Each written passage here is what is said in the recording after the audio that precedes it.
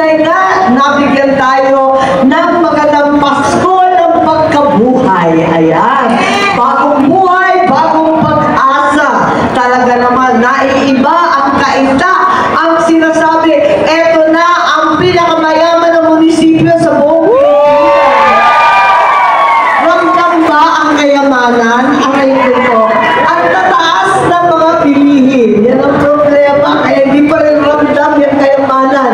Sana magawa natin ang paraan na ibagsak lahat ng presyo, hindi importasyon, kundi ang tulong sa ating mga nagsasaka ang tunay na solusyon.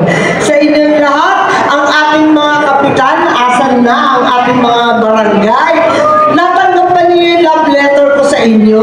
May love letter po ako dahil pinipilit natin na palitan ang inyong termino. Nasa na rin panahon, Yes. gawin na natin 4 years or 6 years. Pero ganun din, dapat gawin na rin yung mga mayor, konsehal at iba pa. Habaan na natin ang termino para hindi tayo napapako sa walang tigil na politika. Sa inyong lahat, sino rito ang mga solo mommy? Mga natay, tanay, ayan. Meron na tayong mga Magna Carta para sa mga nanay. Pero, wala pa rin sustento. Aray ko po. Kaya, yan ang pagsumikapan natin sa susunod na termino. Asahan po ninyo, tutulungan natin at kawawa naman ng solo nanay.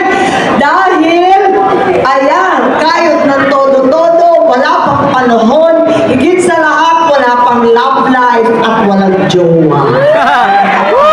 Sino rito ang seniors na? Ayan, ang mga seniors. Ang pinakamahihirap na seniors natin, nabibigyan natin ng social pension sa wakas 1,000 kada buwan. Kaya kaya nakakatulong, ipalawak pa natin yan para sa kupin, pati yung mga PWD na pinakamahihirap. Ang PWD na hanggang ngayon, di pa natin